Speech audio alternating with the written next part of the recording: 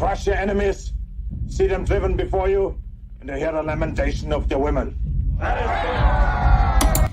The penetrator. Come on, look, because I always went the farthest into the target, goddammit. Libya, Tunisia, Lebanon. It was me, pal. I was always first in, last out. This thing doesn't want to show itself. It wants to hide inside an imitation. It'll fight if it has to. But it's vulnerable out in the open. Its blood was on the leaves. If it bleeds, we can kill it.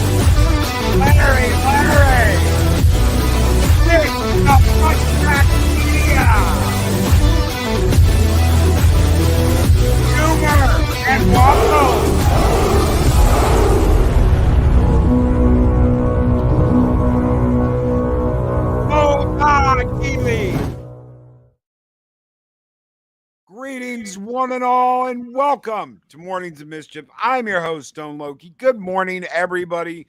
We have a great panel here, but before we get to them, let me say, Andrew, 46 and 2. Good morning. Good morning, Mr. Tickle Trunk. How are you? My favorite polar bear on YouTube, Snorted Poops Cuber.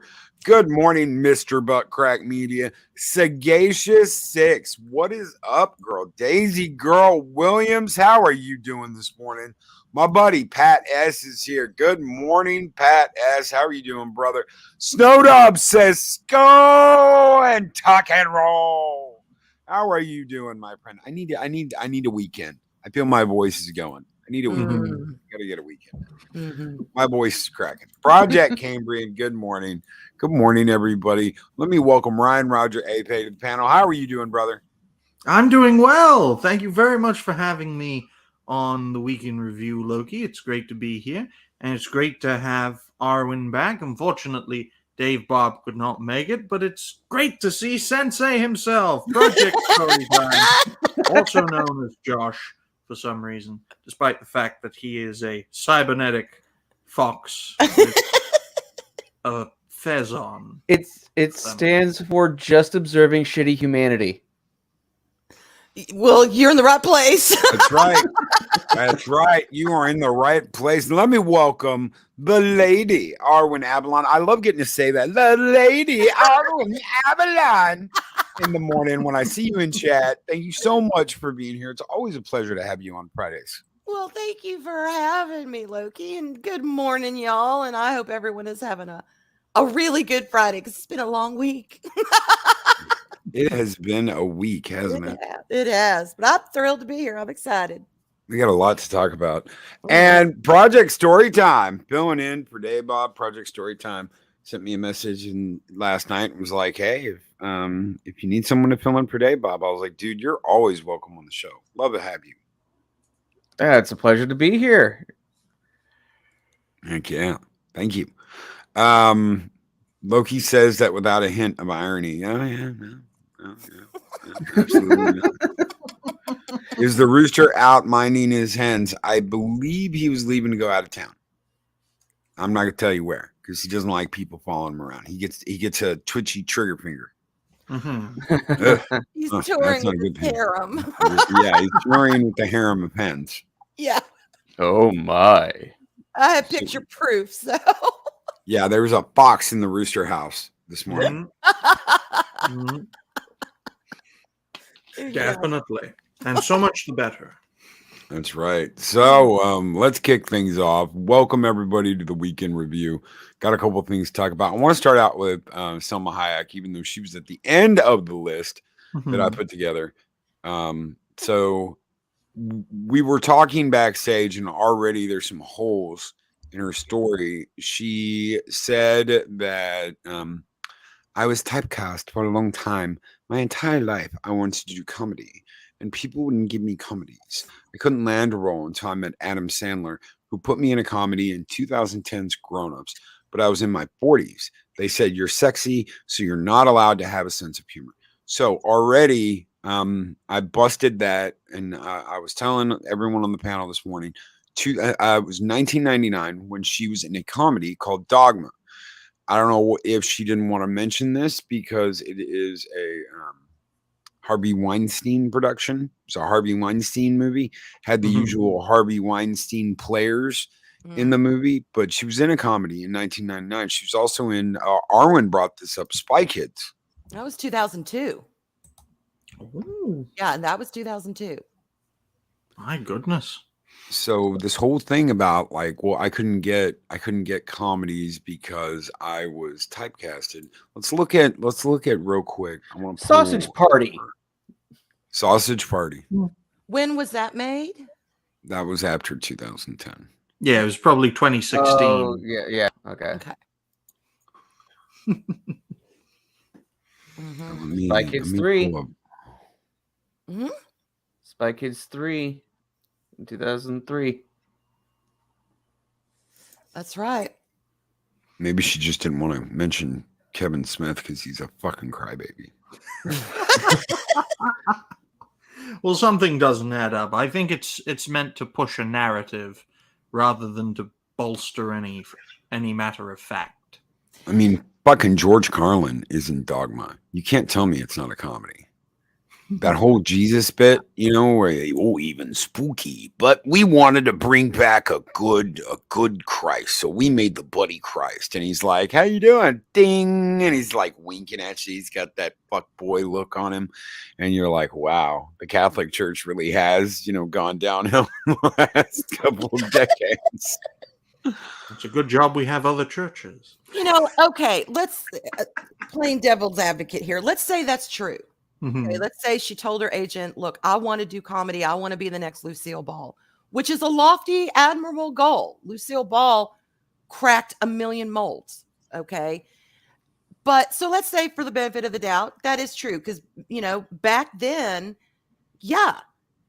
But when you're looking at the nature of the job of Hollywood, you know how a lot of producers will cast particularly, new up and comers or new people. They will look at their resume photo and they'll go, yep, or nope.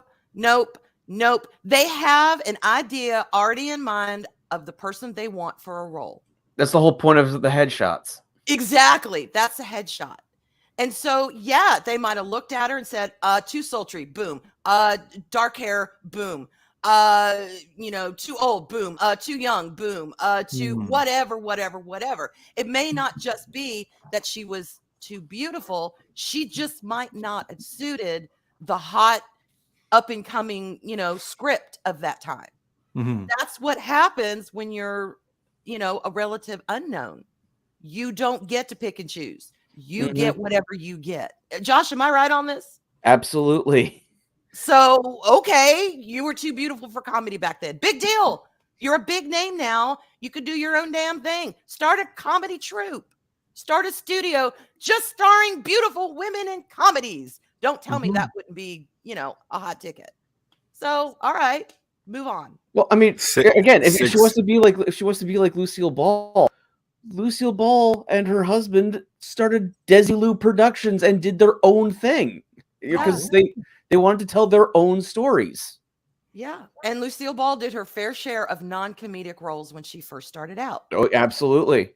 So, and hell, that's what Desilu is Desi Arnaz and Lucille Ball combined. So it's Desilu. That's her and her husband. Exactly. Oh. Six says, "I love a good sausage party." Oh, you're talking about a movie. Never mind. Ooh, my. Where's Mexican Iron Man? He jumped right in. Right out the window into Six's arms. Global Sausage Fest, y'all. Global Sausage Fest. Larry has gifted 5 Loki's Mornings of Mischief memberships. Thank you so very much. Larry, one goes to Awesome One. Another one goes to William Jackson, Bill, TMNT. What is up, Bill? D-Bud Martin and Parrot Head. Thank you so very much, Larry, for those 5 Loki's Mornings of Mischief memberships. And let me welcome each and every one of you to the Viking Horde. Skull!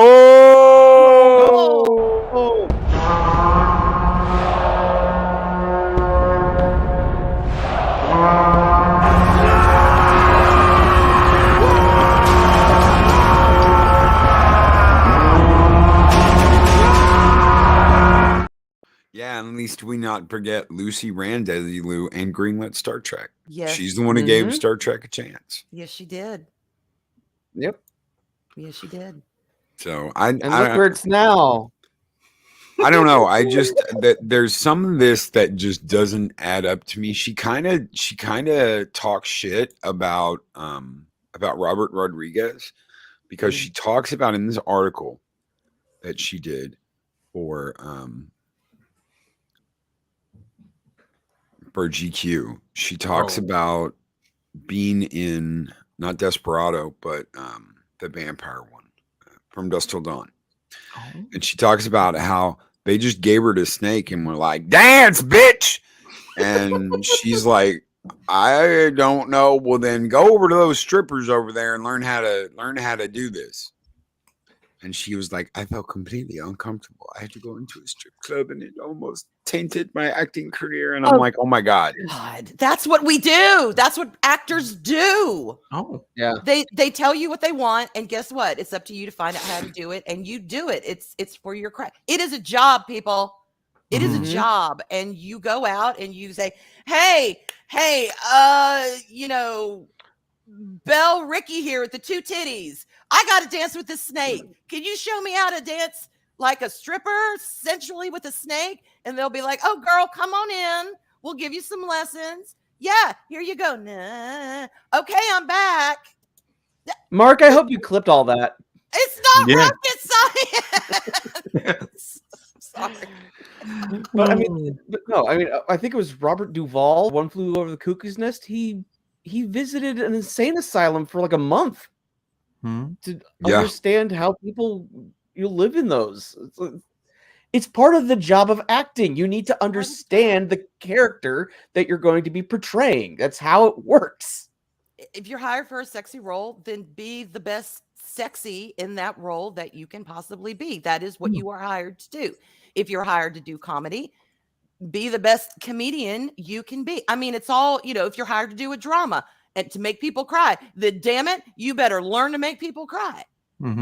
It's really all part of that industry. It is part of the job. Nothing is personal when you're just, and I'm, and y'all, I'm not talking about the seedy Weinstein-y. Yeah, okay, that can get personal, but I'm talking about you go in for a role and you're told, okay, you have the look or you don't have the look. Okay, you have the look. Can you do this, cry on demand? Can you cry on demand? If you can, great. If you can't, see you next time. It's just the way it works. Mm-hmm. And this whole thing, I first became aware of Salma Hayek from Frida in 2002. Uh-huh. You mean to tell me that in all this time, if she really wanted to do comedies, she couldn't just produce her own film? Exactly. She's been a notable name for a long time. I go back to the 90s. So, I mean, I saw her in Desperado. I think that's when I actually fell in love with Salma Hayek. I love Desperado. Yeah. I saw her in From Dusk Till Dawn. And of course, I mean, God, she's sexy. She comes out with a snake, but she really didn't do anything beyond that in that movie. She had all of 5 minutes in that movie. Uh-huh. But what 5 minutes? But what that a 5 was minutes. The point. Yeah, she was supposed to grab you in the 5 minutes she was on, and damn it, she did it. She did her job. She succeeded. Yeah, and when she was in Desperado, I was like, man, I love this chick. I absolutely love this chick. Yeah, that movie had something for everyone, didn't it? It did. It did. And I'm not Banderas with that hair. Oh my God. Yeah, that great movie. Great movie. And I'm not trying to go all Pauly from Latino Slant here, but it's hard enough trying to get into that market. Why are you bitching about getting pretty much all these roles and becoming a household name and becoming an icon and being like a model for that representation when why bitch when you've got all this it seems like and again we're back to this victimhood. I was a victim of my own success. I look at me and pity me that I couldn't get all these comedies. She got comedies. We've already busted that up. Yeah. So what's the point of this? It has to be feel bad for me. If anybody knows her own career, it's her. Yeah. Yeah. And she kind of, I mean, think about it too. You know, she's had a long career. It's not like she's only been, around for 5-10 years. She's been around for a while. And she has a very distinctive look. She has a very distinctive voice. And again, when producers and directors, when they're all casting and casting agents, when they're all casting these films and these scripts, there are certain looks that they go for. If you've noticed, Hollywood kind of goes through trends. Like there was a trend when, the wide-eyed, wafy blonde was the hot ticket. Every film had some sort of wide-eyed, wafy blonde. Then they were into redheads for a while, then brunettes, then, blah, blah, blah, blah, blah. And she's very distinctive looking. And the fact that she has come in there, made a name for herself, done a myriad of roles is quite an impressive career. So I get where she probably, she might have thought, I'm going to break the mold. I am going to be that next Lucille. I'm going to be the Latina Lucille Ball, and not all that lined up. Well, you have to sometimes take roles or do jobs in whatever job you're in that you don't really want to do to climb that ladder, to build up, your resume, to build up respect, to build up clout, to whatever. And she's done that. So now that she's done that, what are you going to do with that? Thank you, Mark. Yes. Oh my! I think you anyone have to be blind not to see she's it. beautiful. She's rich. She's got huge tracts of land. I think you misspelled that, Mark. It's tits and butts, not a tit butts. It's tits and butts. Tits and butts are amazing. God, yes. Yeah. No denying that. And the fact that she's also Mexican, so she can do Spanish films as well. Yeah. So she can be in both the English and Spanish film industries. So what's stopping her from doing comedy? Because her interview was basically like, feel bad for me because I'm too pretty. Oh, yeah. I'm so sorry. Didn't what's her name? ScarJo? Didn't Scarlett Johansson do the exact same fucking thing? Yeah, Feel yeah, bad she for me did. because I was pretty. It's the fashionable thing in Hollywood. It is. Oh my God, I'm It's a getting trend. older. So feel sorry that I had all these fucking opportunities most bitches never have because I'm pretty. Yeah, and I mean it's 2023. It's not like, these women have been out in the prairie since they were, working 12 years old, and by the time they're 35, they look like they're 70. They live in Hollywood too. They have access to some of the top cosmetic procedures in the world, and they can afford it. These women look fantastic. We're in that age where older women look good. It's okay to look good. It's okay to celebrate that. There's nothing wrong with that. So I don't know. We need you to dance with the snake, take a booze bath, and put your foot in Quentin's mouth. Oh, then turn into a vampire and we'll blow you up. Mr. Tickle Trunk with $5 Canadian super chat. How many of you out there would like a Salma Hayek dancing with the snake skull? I would. I would. I'm a married man, so I have to abscond. I refuse to answer that question because I have a wedding ring on. Okay, you're excused from the question. I'll put you down as a yay. We'll put you down as a yay, even though. Yeah. Hell, I'm straight as an arrow, and I can appreciate a beautiful woman, dancing with the snake. It's okay. It's all right.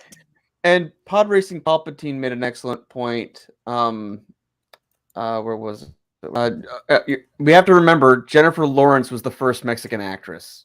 Oh, yeah. I forgot about that. Mahogany Draws. Yeah. Oh, go ahead. Go ahead, Erwin. I was just going to say she was also the first beautiful woman to ever do a comedy. So there you go. Oh, yeah. That's true. Yeah. That's true. She broke the mold. She broke them. She did. Mahogany Draws with $10 super chat. Sarjo. Oh, my God. I can't fucking talk. Blooper. Scarjo, damn, pulled that same card, and I find it very hard to believe. As long as you don't pull a Madonna, you'll be fine. Scarjo was strutting in Iron Man 2, and she was proud of it. Hell yeah, she was like, "Look at my butt. You can bounce a fucking quarter off that ass," and you're like, "Yes, please. Yes, please." I know Tony doesn't carry around change, but please, somebody happy, pull out a fucking quarter and bounce it off her butt. Maybe Elon could have done that because he was in that film too. Yeah. And again, it's the industry. Hollywood is very visual. They are going to cast attractive people. Which means Madonna's out. Oh, God. Yeah, I've seen her lately, and I'm like, girl. And look, I'm all for someone. If you want to have a little bit of a nip and a tuck in your face, that's fine. If you can afford it, I would love to try some Botox. I just can't afford that shit. So I got to deal with what God gave me, but there does come a point when it's like, where does your face begin and the plastic ends? I mean, come on now. Age a little gracefully. June Wong with $2 super chat says, stay away from surgery. You might end up like Jean Grey. Or you might end up like Madonna. Who saw Madonna and was like, oh my God, it's Pumpkinhead? I've seen now. Yeah, I could see that. When it turns at the end of the movie and it's like, yeah, it has the smile, and you're like, oh, that is just fucking creepy. I love Pumpkinhead. Oh. Mahogany Draws with $10 super chat. Also, how is it that I draw tits and ass all the time and somehow amassed a female fan base? Because a lot of chicks like looking at tits and ass. It throws the male gaze argument out of the window. No, absolutely, it does. It does, absolutely Mac. does. And Mac, your stuff isn't hoey either. Your stuff is like you said, it's cute, sexy, fun. There's nothing wrong with cute, sexy, fun. It's not hoish. Yeah, it's not slutty. It's awesome. Mark the Infinitely Tired says you can only play that skull if I can voice a roll of quarters off that ass. Okay, so what I need, Mark, is have someone with a phone send me a picture of you flicking a quarter, and when you like thumb and middle finger when you just flick it, and I will like transpose that behind ScarJo and Iron Man 2, and we'll bounce a quarter right off her butt. I think I can do that. I think I'm talented enough to like put all that together. I hope I am anyway. I might be too into my own abilities there. Overall Nation with $5 super chat, and PJ doesn't say anything. What is up?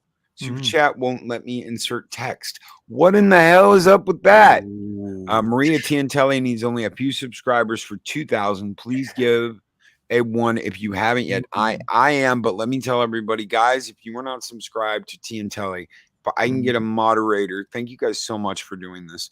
My mods are so awesome. Thank you guys. If you could get a link for Tiantelli, she's only a couple off from being 2K. If you got 2 of you out there could subscribe, 2 or 3 you could subscribe to Tiantelli, I would be most grateful. Thank you guys so very much. Gotta hang together, folks.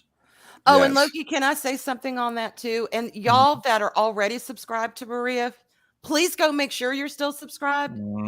Because I had someone come into the Sugar and Spice chat the other night, and they were like, I was subscribed to you, and I came tonight and found out I'd been unsubscribed. YouTube unsubscribed them. So just double check to make sure you're still subscribed. Channel suppression is as real as Israel, baby. That's what I like to say.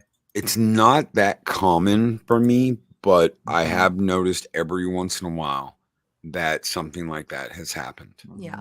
So thank you guys so very much. There's the link. Project Storytime put it up. Thank you. And no problem, PJ, a lot of love for Maria. She is so awesome. We've had her on the show a couple times. She's absolutely wonderful. Maria So it's my pleasure to help out. Always a pleasure to get to help out in any way we can. That Jack Mags. Go ahead.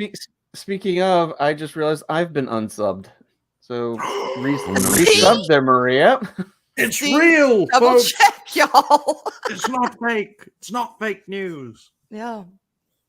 And Chris Persia and Mark, the links are in. I'm gonna pin this. So I'm gonna pin that. That should be up there the whole stream if anybody watches it on a rerun. Thank you, Chris. Thank you, Mark. Thank you, Josh. Big thank yous all around. Mod team's great. I love you guys. Magic Mags with $5 super shout out. Hollywood is very shallow. Great actresses learn to adjust as they age. Some even kick ass and take names. Aging like fine wine and still attract work. That's the thing. She's still getting job offers. I almost said officers. Job officers, y'all. God, I can't talk this morning. Great to know you're having bloopers, Loki. It's great. If the words aren't forming. Welcome to my mind. God, help me. So I made a Gryffindor cry. We're gonna change subjects real quick. Thank you, Max. Let me throw a super chat out there, and then I'll tell you how I made a Gryffindor cry. Thank you. Not in real life, in the game. Thank you guys so very much for your super chat. Oh, is there a Harry Potter game? Orville Nation, Mark the Infinitely Tired, Machini Draws, June Wong. You guys keep the fires burning bright here in Valhalla, and this one is just for you guys. We're gonna watch Mike go out the window. Skull!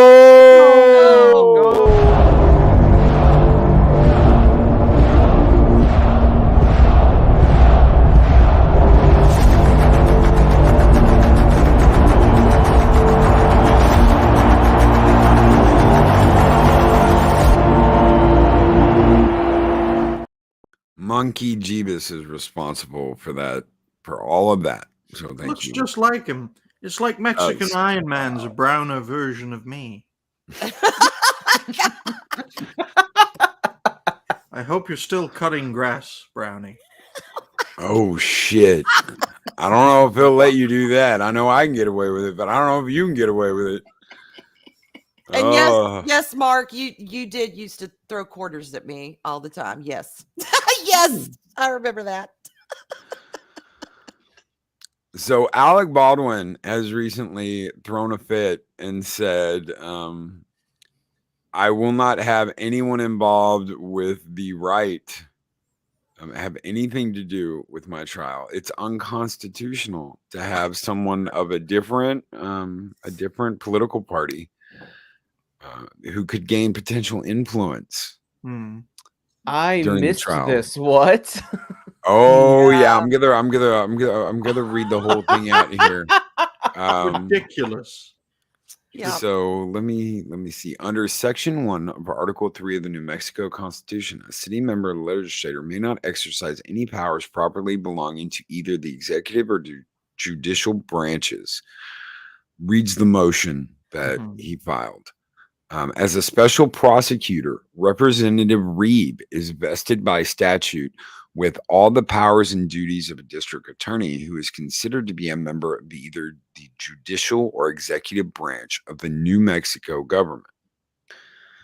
Potential influence on her colleagues in the legislature could thwart any efforts to legislatively foreclose a prosecution that has been widely criticized as unjust and unprecedented. Even if she recuses from votes on her own compensation, her clout with her colleagues on other matters could, wittingly or not, encourage them to maintain funding for her position, where the arrangement here approved by the courts, future district attorneys could seek to create favor with those legislators who control their budgets by appointing them to high-profile cases, distorting the legislative process. This is all legalese mumbo jumbo.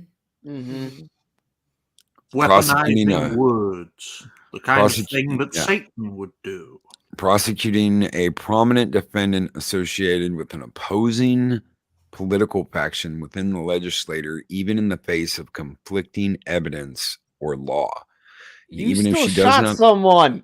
And even if she does not allow her legislative interest to influence her prosecutorial choices, the perception of bias could diminish public confidence in the fairness of the criminal process. The legal question is not a close one. She must be disqualified because she is not a Democrat.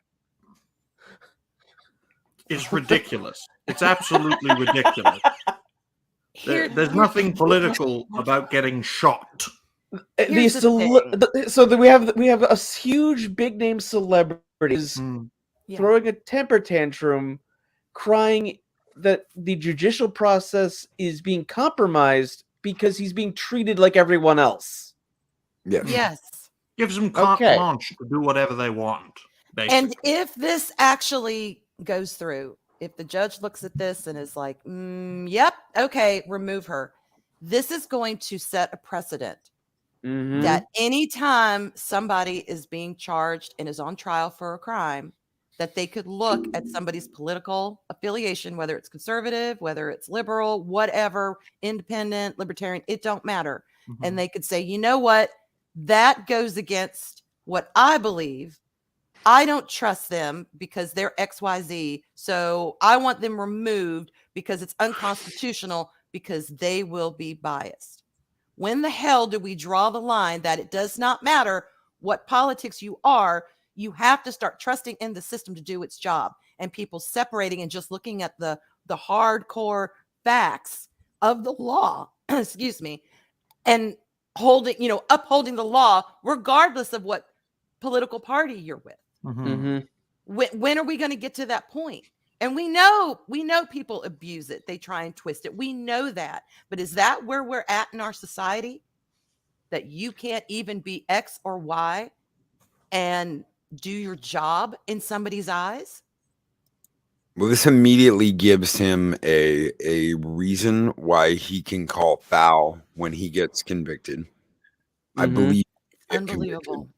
Okay, so this is what I didn't know. When I reported this the other day, Arwen mentioned something because we were talking about this. Obviously, we've talked about this since the very beginning, since it happened. Yep. Me, Mike, and Nick were on it like as soon as it went down. Yeah. When we were in Dallas a couple years ago. But he can, okay, so the maximum he can get by law for this was 1.5 years. However, because of the combination of crimes that he has been accused of, the minimum he will get is 5 years. Yeah. A guaranteed 5-year minimum. Yeah, if he's convicted. Because of the combination of crimes. It's not just one crime. It's not just, well, he shot somebody. it's negligence, it's negligent homicide, Yes, it's a firearm charge. Go and ahead, it's Josh. not just the whole aspect of he shot the person and he was an actor, he didn't know what he was doing. It's because he's also the producer that inherently makes it his fault. He's of his own set, right? And he was negligent. People were complaining. The experts that he did have quit. All of that. He needs to own up to what he did. He was a terrible producer, and it ended with someone's life. Sorry, you don't get any sympathy from me, pal. Right. And Arwen, I don't know. And Arwen. Yeah. And Arwen, I mean, you and I, we have, theater we have acting backgrounds. First thing you are taught when you are handling any kind of prop is check it. You inspect it, make sure it's fine, make sure it won't no break matter or hurt what someone. it is. It could be a twig. You could be Yes. going out to do stage and you have to have a twig. You got to pull out a twig during this certain time and you got to wave the twig in someone's face. And you got to make sure that twig doesn't have a crack in it, because if that twig snaps on stage, it could screw up the scene. So you got to check that twig. The props master, okay, here's your twig. Gives it to you. They check it. You take it. You check it. You make sure everything is fine. Something that simple and that tiny, you check it. It's worse than that. It's even worse than that. It's worse than that. I don't know how many of you have heard about this or not. I got this confirmed the other day. I had to like crawl through these articles to confirm this. So Hannah Gutierrez Reed, the armor that we have been so fond of since the very, very beginning of this, sent a letter to the entire production, the heads of production. So you were talking about the producers,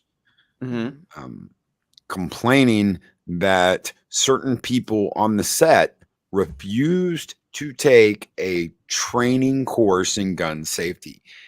Guess whose fucking name was on that list of people that refused gun safety?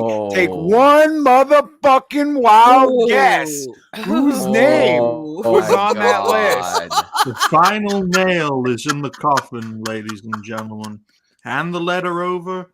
She gets a plea deal. He gets nailed into that coffin. I mean, she's still at fault. I mean, she's still going to get destroyed in the courts. It is ultimately her responsibility to make sure that the gun was not armed.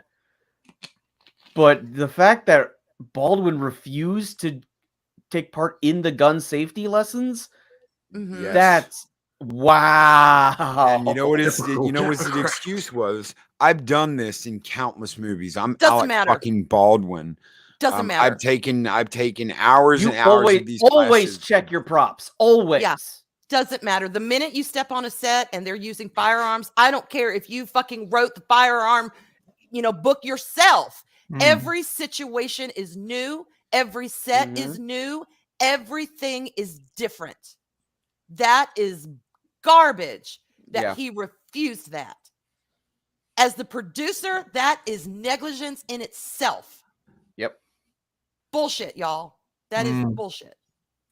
Every scene, every situation, every movie, every play, everything is different. I don't know. Chris said he only did 30 minutes of training. I don't know whether he did, but I do know that the letter that went out sent by Hannah Gutierrez Reed, the email that was sent out, had his name on it that he refused to take gun safety training. Wow. What a great example he's setting for his own cast and his own employees. I don't have to. Why did the crew that? Why did the experienced crew leave it exactly? Steven and she should have Seagal quit. can Yeah. produce a film better than this, folks. Here's And the he's made problem. several. Here's the problem. If she had walked away, let's say she was like, you know what, I can't do this, and she walks away. Alec Baldwin runs her through the mud. Okay, you've got someone in Hollywood that's a big name. And I fully expect them to use this when they do the trial for these two. He's a huge name. He is an asshole. He's on the record saying, "Yeah, I'm an asshole. I love being an asshole. I love treating people like crap." So all it takes is a bad word from him, and you're not working in Hollywood anymore. You're not doing this job. So he multiple times during discussions where she sent emails out to the big bosses where she's like, I can't do both of these jobs. I can't be prop master and gun safety armor. I can't. Constantly he's telling her, suck it up, Buttercup. We're going to finish this movie. Yeah. And you know, how's that working out for you, Alec? All those people who were like, screw this, we're out of here. I would bet all my Fortnite gold in the world that in private, when they were having discussions with each other, that somebody said, you know what? Someone's going to get shot. Someone's going to get hurt. I am out of here. Don't tell me that they all just decided to leave because, well, I'm a little uncomfortable. Bullshit. They left because they knew something was going to happen or hopefully I'm sure they hoped it wouldn't, but it's like, you know what? This is a circus. This is a train wreck here. I don't want any part of it because something's going to go down if they don't change their ways and they don't get it together. And I'm out. Well, I mean, just anything. The fact that she was making the dummy rounds from live rounds and they were all intermixed is so unbelievably dumb. It boggles the mind. It's like now she's blamed the ammunition company that provided those rounds. That's going to be one of the things she uses is, they were brought that way. They were still shooting live rounds outside the set. That's right. And that's right. And that's one of the things that will counter that. Another thing here, there's been back and forth on whether she actually checked the rounds in the gun. So she says she has, but if they were taken off the set at lunch and they were used for target practice and there was something already loaded in it and that's all she loaded or she didn't load it at all, they thought there wasn't anything in the gun. So how do you load 6 rounds or how is there 6 rounds in the gun when there's not supposed to be any live ammunition? No blanks. We're talking about no blanks here. Okay. What those rounds do is there's a little hole in the side of the cartridge and there's a BB that's inside the round. So you hold it up to your ear and you shake it. And if you hear that little BB, well, it's a dummy round. If you don't, there's something wrong. And you check it and you make sure it's got the little hole inside of it and you see it. That way you visually check. The whole shake thing is so you can just shake, load, shake, load, shake, load. I don't think she loaded it. I think it was already loaded, and that's why what happened happened. Well, aren't you, even if you have that, even if you're assuming all the checks and balances were in place, okay? Which clearly they weren't. Which they weren't. But let's, say by the time the gun gets to Baldwin, and assuming they all were, don't you still need to open it and check it yourself as the one who is actually handling the weapon? See, yes, I didn't think that in the beginning of all of this, he is not qualified to do that. But apparently, there's no like, well, I can't do that because I'm not qualified. That's something I was confused about. So my understanding, the way I was told it in the beginning was, he can't open the revolver and actually pull a round out and check it, because then he's tampered with that, and it's the armor's job to make sure that this is the way it is. And if someone tampers with it, then it's on them. But that's not the way it is. I was told after the Brandon Lee incident that actors were not allowed to tamper with a prop like that actually was functional. Okay, so there's two types of props, ladies and gentlemen. There is a standard prop, which is like a rubber gun or a plastic gun or something that might look real, but it cannot function. And then you have what is called a hero weapon. Okay, and a hero weapon is functional. A lot of the Marines and aliens, they had just these plastic pulse rifles that didn't really do anything. Okay, they had a little battery in them, and that's what powered up the little glowy ammo counter. So if you saw it, oh well, it's just got a little battery in it and it glows. It's plastic. Then you had something that Ripley and certain members of the cast got to actually hold that was a functional firearm that they'd use with blanks in it. That's why you got the muzzle flare. That's why you got all this stuff that happens in the movie. It actually functions like a real weapon. You just load blanks in it, and it's got a composite shell around it to make it look like a pulse rifle. But it's an actual gun. They did the same thing in Battlestar Galactica. They had plastic prop guns, and then they had guns. They actually took a real handgun and turned it into that pulse pistol that they use on the show. So if you have one of those, my understanding was you did not tamper with it, because that was what they did after the Brandon Lee. And at some point in time, that changed, and you are definitely responsible for checking it. So, and you don't point a gun at anybody, period. No. Oh my God. Oh God, no. And what is the chain of command? Do you just go up to like this big props trailer and I'm here to to check out my gun, or does the armorer or whoever is working under the armorer comes to you and hands you the gun? What is the the process there? They fetch you the gun like it was fetched in fetched. Then what they need to be doing is they need to bring it to you, and right there again, double check it, open it, whoever is qualified to do it, open it, check it. Yep. All these are good. Here you go. Yes, it might take time, but at least it's safe. The assistant director was not supposed to handle that. It's the armorer's job to handle all that. So it's the armorer's job to run that gun. But as I said previously, she was working two jobs. So it was like the understanding that I can't be running back and forth. I have to be prop master. I have to do this job, which she shouldn't have been, period. But she accepted that and stayed, and she didn't quit, like I said. So she's gotta weather this, and there's some shit out there that is not flattering. Her playing with weapons, her holding guns up like she's an absolute badass. There's all kinds of shit out there that you're like, wow, this is the chick that, well, she's the daughter of one of the most famous armorists in Hollywood, but this was her second job, and she had two jobs on top of that as prop master and as armor, which you're not supposed to do. No, and that's with someone experienced. Yeah, I mean, being a prop master, being a prop master for a movie is a huge undertaking.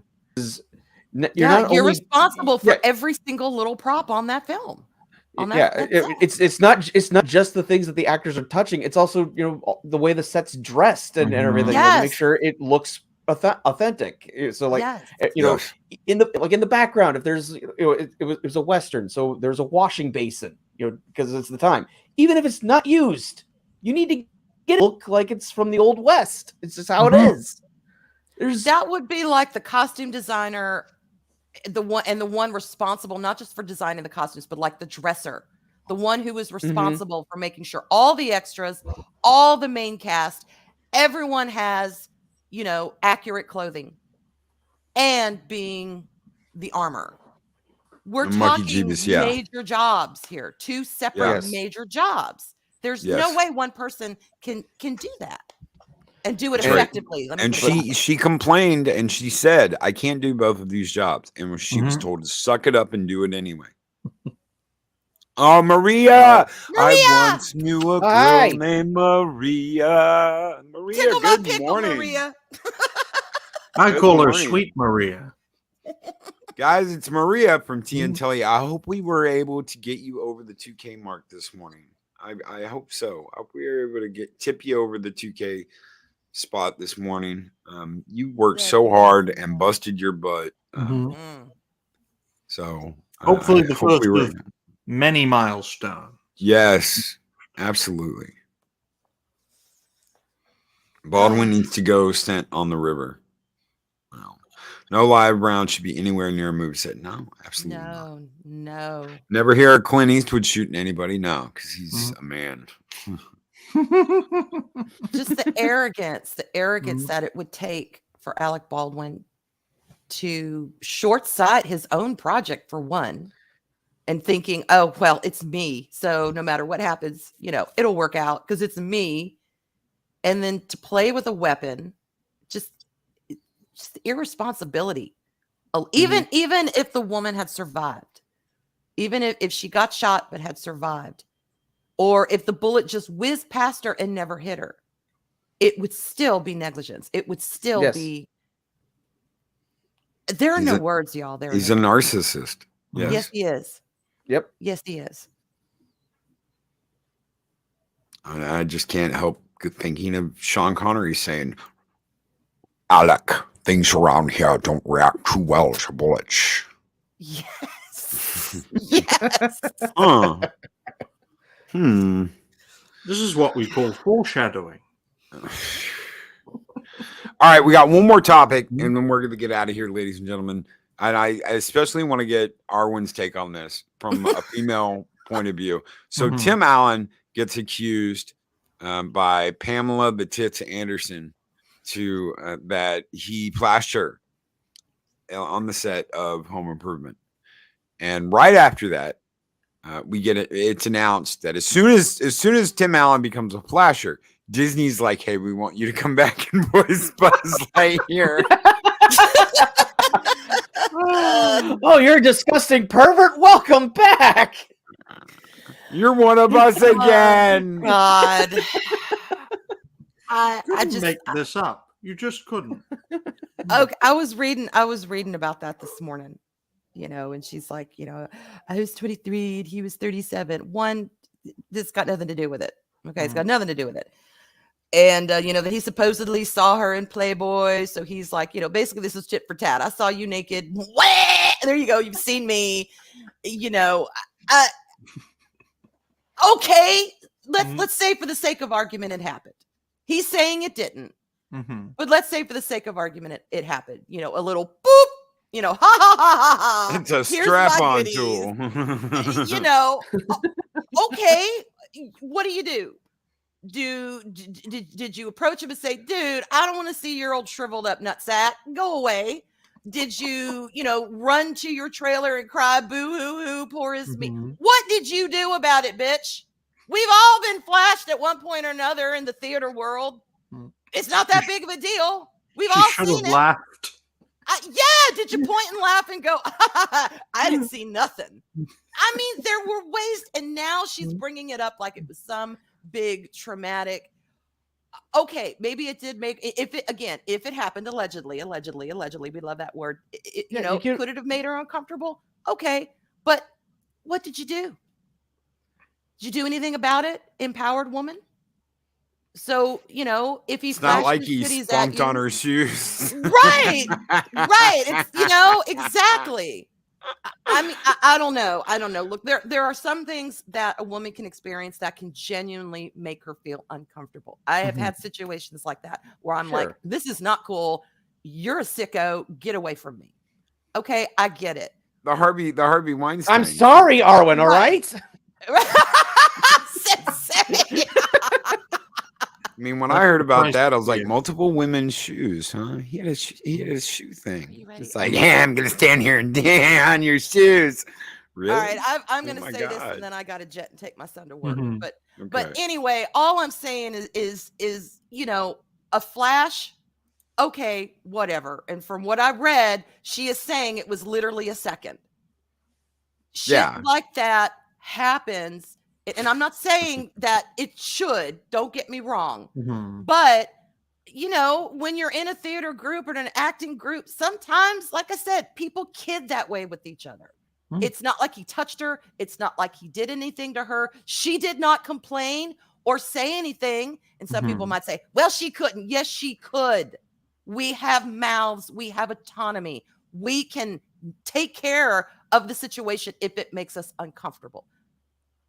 That's really the way it is. Again, in any job. And if he had taken it a step too far or done something more, then I'd be like, okay, let's take a step back and look at this again. Harvey Weinstein. But, okay, so she saw a second of his ding-a-ling and nutsack. Did you say anything to him? No. Well, how many years later is it? Why are you bringing it up now? Anyway. Attention and sympathy. Yeah. And Mark says shriveled up old butt sack. Arwen Avalon, 2/10/23 at 8:53 a.m. Mark. It was 8:53 a.m. when she said it. It is what it is, right? Anyway, I gotta go. Mwah. I love y'all and have a great rest of the stream. And I will see y'all later. Heck yeah, take Have it a great easy. day. Arwen. Thank you. Bye. Take that down, Loki. It is typo. Sorry. Using her mouth is probably what helped her get the role. Oh my goodness. We all knew she was, innocent. I missed the original Tool girl. I can't remember what her name was. Heather or Megan or whatever the hell her name was. No, Pam Anderson was the first one, and then it was Heidi. Okay. All right. I liked Heidi. I'm sorry. She was way cuter. Yeah. I wasn't big on Pam, so yeah. Honestly, until this happened, I forgot Pamela Anderson existed. Like, no, you forget. Yeah, what was that movie she did? Barbed Wire. Barbed. Oh my God. Yeah. Sort of like the female John Travolta, very famous at one time, but then just sort of faded away. John Travolta was a really good villain. Yeah. John Travolta could play a really, really good villain, and it was just that over the top. I'm going to stand here and I'm going to look badass and smoke cigarettes and talk about how I'm going to kill you, and it worked. It really worked, except in Punisher. It didn't work in Punisher, but it worked in a lot of other stuff. Broken Arrow. Watch him in Broken Arrow. He's a madman in Broken Arrow. I could give out good John Travolta movie recommendations all day. Face Off. Yeah, Face Off. But that's got Nick Cage in it. God help me. I know. Yeah, I know. I used a clip of that movie too in one of the intros for a while. When you see Nick Cage dressed as a priest, that's from Face Off. Mm-hmm. Are reruns of Baywatch playing anywhere? Asking for a friend. I think there's a porno out there. But wasn't that the beach that they used had really really water, so the actors had to keep getting washed off every time they went into the ocean? I do think that. Yeah, I think that's true. It was one of the chemical ones. Yeah. Well, that's because nobody was ever on it. You couldn't surf on it. You couldn't swim in it. Yeah, nobody ever went to it.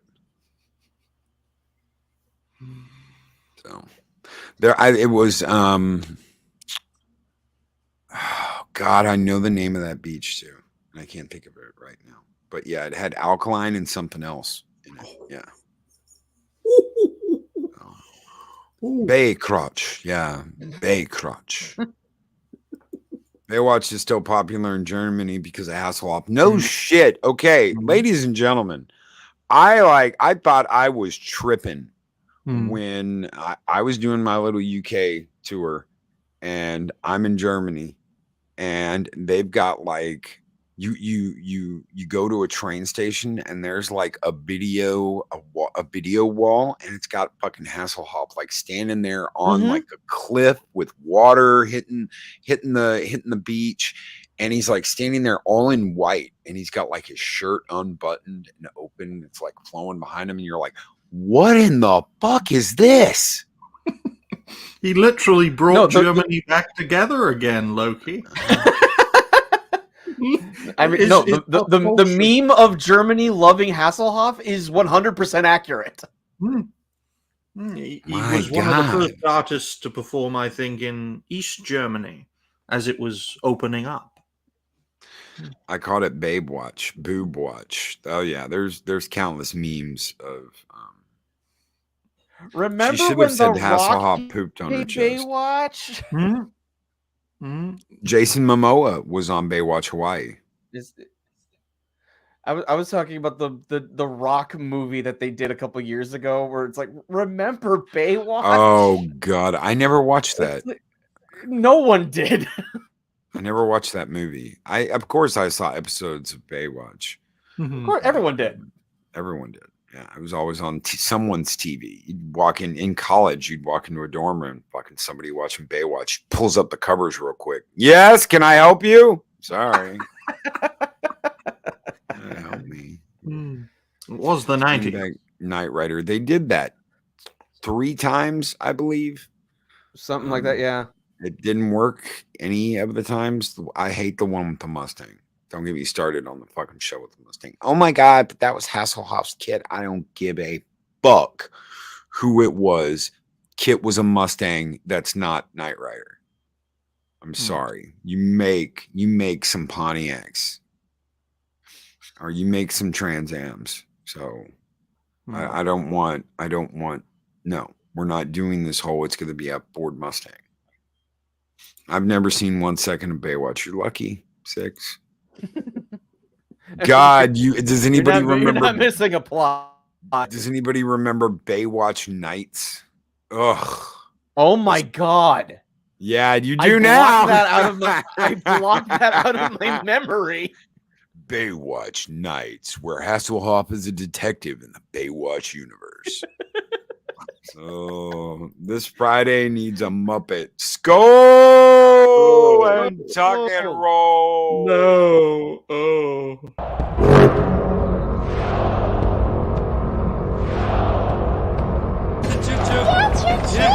Have a great trip. Here I go.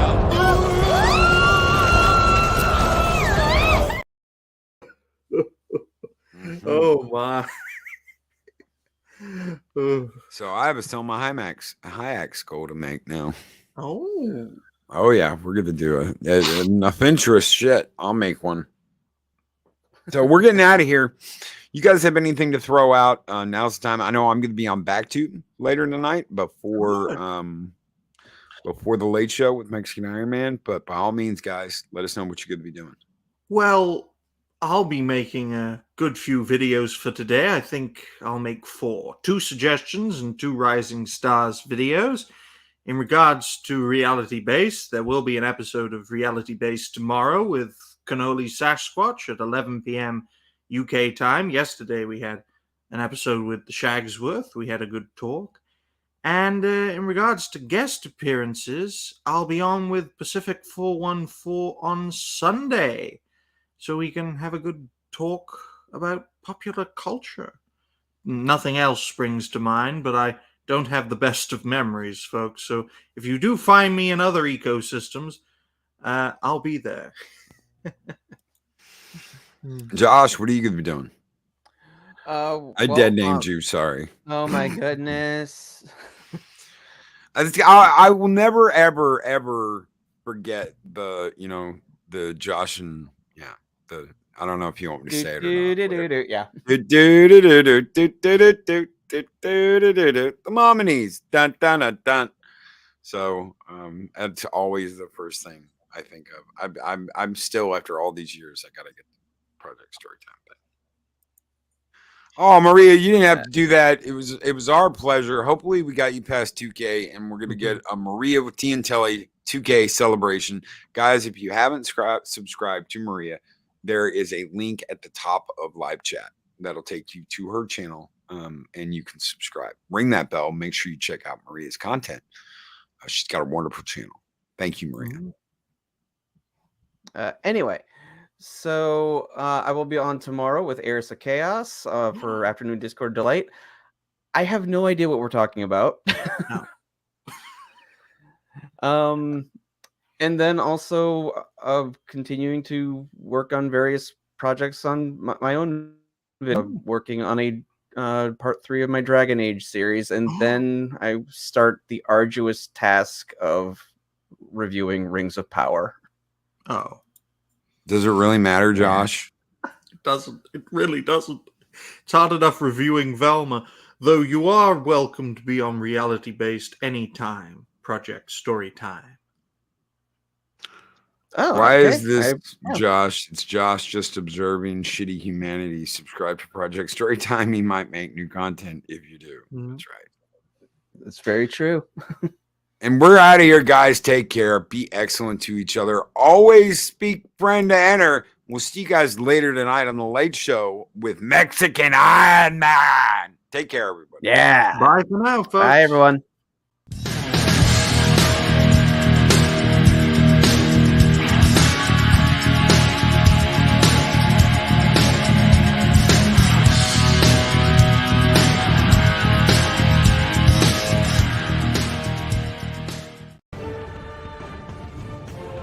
These videos are tremendous.